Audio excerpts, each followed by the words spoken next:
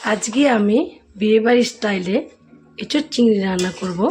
এই বিয়েবাড়ির স্টাইলে এঁচোড় চিংড়িটা আজকে আমি কিভাবে রান্না করব তোমরা সেটাই প্রথম থেকে শেষ পর্যন্ত পুরো ভিডিওটাকে দেখতে থাকো। আজকে বিয়েবাড়ির স্টাইলে আজকে আমি এঁচোড় চিংড়ি কিভাবে রান্না করব। এঁচোড়টাকে আমি কেটে পরিষ্কার করে ধুয়ে নিয়েছি।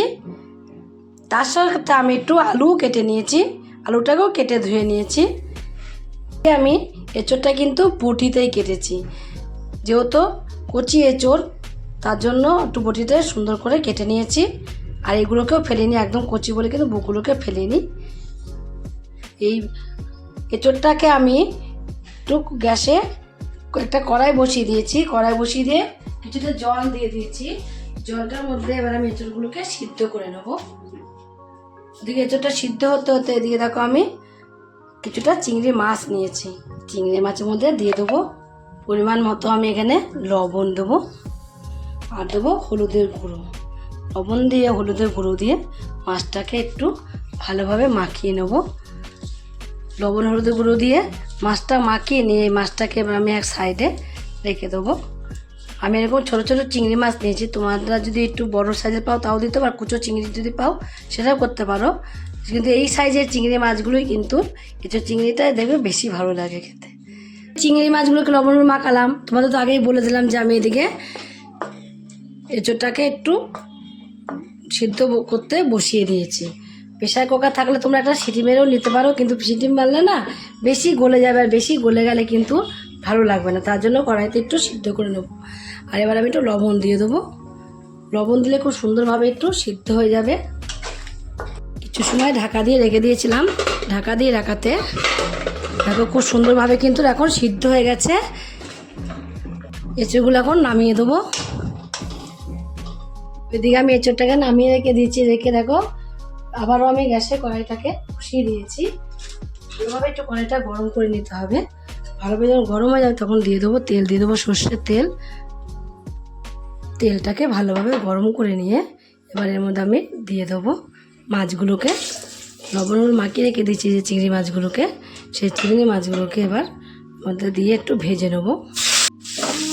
চিংড়ি মাছগুলোকে উল্টে পাল্টিয়ে ভেজে নেবো লাল লাল করে। লাল লাল করে যখন ভাজা হয়ে যাবে, দেখো ভাজা আমার হয়েও গেছে, লাল লাল করে ভেজে নিয়েছি। এবার এই মাছগুলোকে উল্টিয়ে দেবো। উল্টিয়ে দিয়ে যেই বাকি যে মাছগুলো আছে সেগুলোকে একটু একই রকম করে চিংড়ি মাছগুলো সব ভেজে নেবো। আমি সব চিংড়ি মাছগুলোকে ভেজে তুলে নিয়েছি। ভেজে তুলে নিয়ে এবার আমি পরিমাণ মতো তেলটাকে দিয়ে দেবো। তেলটাকে একটু গরম করে নেবো। আর যখনই তেলটা গরম হয়ে যাবে ফোড়নে কী কী দেবো দেখো, এখানে আমি তেজপাতা নিয়েছি, একটা শুকনো লঙ্কা নিয়েছি, জিরে নিয়েছি, এলাচ, লবঙ্গ, দারচিনি ফোড়নে দিয়ে দেবো। দিয়ে ফোড়নটাকে আমি একটু ভেজে নেবো। ওটা যখন ভাজা হয়ে যাবে ফোড়ন এবার আমি দিয়ে দেবো এর মধ্যে যে আলুগুলোকে কেটে রেখে দিয়েছিলাম, সেই আলুগুলোকে সব এর মধ্যে দিয়ে দেবো। আলুগুলোকে একটু ভেজে নেবো। আলুটা না একটু বড়ো বড়ো করেই দিয়েছি, বড়ো বড়ো করে দিলে দেখতে বেশি ভালো লাগে, তার জন্য আলুটা বড়ো বড়ো করেই দিয়ে দিয়েছি। লবণ দিয়ে দেবো, অল্প করে একটু হলুদের গুঁড়ো, লবণ আর হলুদ দিয়ে আলুগুলোকে লাল লাল করে ভেজে নেব। আগের চেয়ে এখন দেখো আলুগুলো কিন্তু লাল লাল করে ভেজে নিয়ে আমার হয়ে গেছে। এবার এর মধ্যে আমি দিয়ে দেবো কিছু মশলা। মশলা দেওয়ার আগে দিয়ে দেবো টমেটো। টমেটোটাকে দিয়ে একটু নাড়াচাড়া দিয়ে দেবো। 1 চামচ দেবো এখানে পেঁয়াজ বাটা, 1 চামচ দেবো রসুন বাটা, আর 1 চামচ দেবো এখানে আমি আদা বাটা। 1 চামচে হাফ চামচ জিরের গুঁড়ো, 1 চামচে হাফ চামচ ধনের গুঁড়ো, লঙ্কার গুঁড়ো 1 চামচ।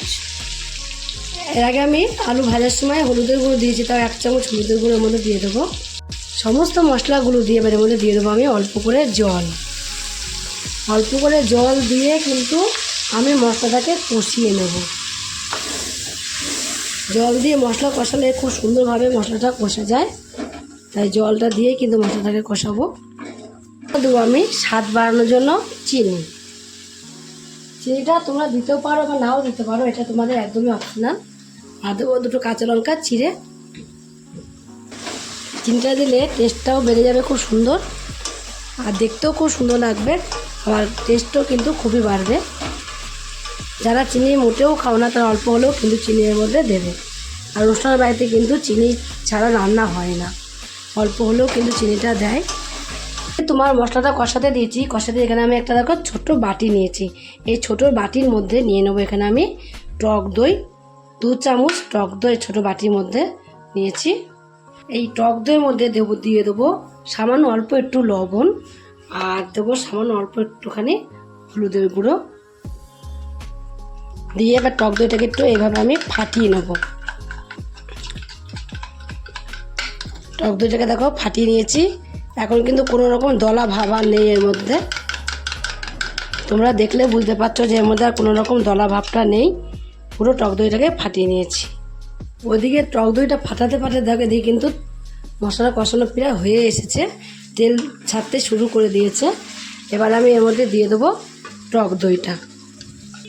টক দইটাকে দিয়েও কিন্তু আর একটুখানি আমি কষিয়ে নেব। দইটা দিয়ে দেখো একটু কষিয়ে নিয়েছি হালকা করে। তো হালকা করে কষানোর পরেও কিন্তু আবারও চারিদিকে কত সুন্দর তেল বেরিয়ে এসেছে, আর কালারটাও দেখো কতটা সুন্দর হয়েছে। এবার এর মধ্যে যে এঁচড়গুলোকে আমি সিদ্ধ করে রেখে দিয়েছিলাম, সেই সিদ্ধ করে রেখে দেওয়া এঁচড়গুলোকে সব দিয়ে দেবো। দিয়ে এবার এঁচড়গুলো দিয়ে কিন্তু কষিয়ে নেবো আবারও, কিন্তু আমি আগে দিয়েছি। আর সামান্য অল্প একটু লবণ আমি এর মধ্যে দিয়ে দেবো। এঁচড় দিয়েও কিন্তু আমি 5 মিনিটের মতো কষিয়ে নিয়েছি, কমিয়ে দিয়ে গ্যাসটা কমিয়ে দিয়ে কিন্তু কষিয়েছি। এইবারে আমি এর মধ্যে দিয়ে দেবো ভেজে রাখা চিংড়ি মাছগুলো, মাছ দিয়েও একটু কষিয়ে নেবো। এঁচড় দিয়ে চিংড়ি মাছ দিয়ে আলু দিয়ে সব কিছু দিয়ে কষিয়ে নেবো। এটাও কিন্তু আমি গ্যাসটা কমিয়েই 5 মিনিটের মতন আরও কষাবো। এখন কিন্তু একদম কষিয়ে নেওয়া হয়ে গেছে, দেখো চারিদিক দিয়ে আবারও তেলটা বেরিয়ে আসছে। চিংড়ি মাছ দিয়ে এঁচড় দিয়ে ভালোভাবে আবার আরও কষিয়ে নিলাম। এবার আমি এর মধ্যে জল দিয়ে দেবো। কষাতে আলু সিদ্ধ হয়ে গেছে, আর এঁচড় ভাপ দিয়ে নিয়েছিলাম, সিদ্ধ হয়ে গেছে। পরিমাণ মতো জলটা দিতে হবে। এঁচড় চিংড়িতে ঝোল হলে ভালো লাগবে না, একটু গামাকা গেবি থাকবে, সেইভাবেই কিন্তু ঝোলটা দিতে হবে। এখন দেখো আমি তোমাদের কিন্তু কিছুক্ষণ পরে দেখাচ্ছি। এখন সব কিছু সিদ্ধ হয়ে গেছে, সিদ্ধ তো আগে হয়ে গেছে কষানোতে, কিন্তু এটুকু গেবি রাখতে হবে। একটু গেবি রাখা না হয় তাহলে তোমরা এই দিয়ে ভাত রুটি পরোটা কিছু তোমরা খেতে পারবে না। একটু গেবি দেবে, যখন ঠান্ডা হয়ে যাবে তখন কিন্তু এটুকু গেবিও থাকবে না, একদম একটু শুকিয়ে যাবে। আমি নামিয়ে দেবো, এখন একদমই কমপ্লিট হয়ে গেছে। নামিয়ে দেওয়ার আগে আমি এর মধ্যে দিয়ে দেবো অল্প একটুখানি দেখো অল্প একটু ঘি দিয়ে দেবো, আর দিয়ে দেবো এখানে ছাই গরম মশলা, নাড়া দিয়ে দেবো। যেহেতু ঘি গরম মশলাটা দিলাম, নাড়া দিয়ে একদম কমপ্লিট হয়ে গেছে। এবার নামিয়ে দেবো। তোমাদের আমি ঠান্ডা করেও দেখাচ্ছি কতটা ঝোল কমে যাবে, দেখবে একদমই পুরো মাখা হয়ে যাবে। এখন দেখো ঠান্ডা করে তোমাদের দেখাচ্ছি আমি কতটা ঝোল কমে গেছে, দেখো পুরো একদম গামাকো হয়ে গেছে। একদম গরম এইভাবে সার্ভ করে দিতে হবে। তোমরা এইভাবে একদিন এঁচড় চিংড়ি রান্না করে বাড়িতে খেয়ে দেখো। যদি এঁচড় চিংড়িটা তোমাদের কাছে ভালো লাগে, আর তোমরা যদি ফেসবুক থেকে দেখো, ফেসবুকের পেজটি ফলো করে দেবে।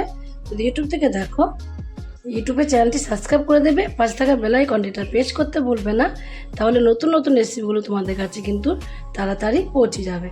আমার চ্যানেলে কিন্তু বন্ধু হয়ে থাকো, সাবস্ক্রাইব করেনি প্লিজ সাবস্ক্রাইবটা করে দেবে। সবার আগে তোমাদের কাছে নোটিফিকেশন ঢুকে যাবে। ছোট্ট করে লাইক করো, কমেন্ট করো, অনেক শেয়ার করো। নমস্কার বন্ধুরা, দেখা হবে আবার পরের রেসিপিতে।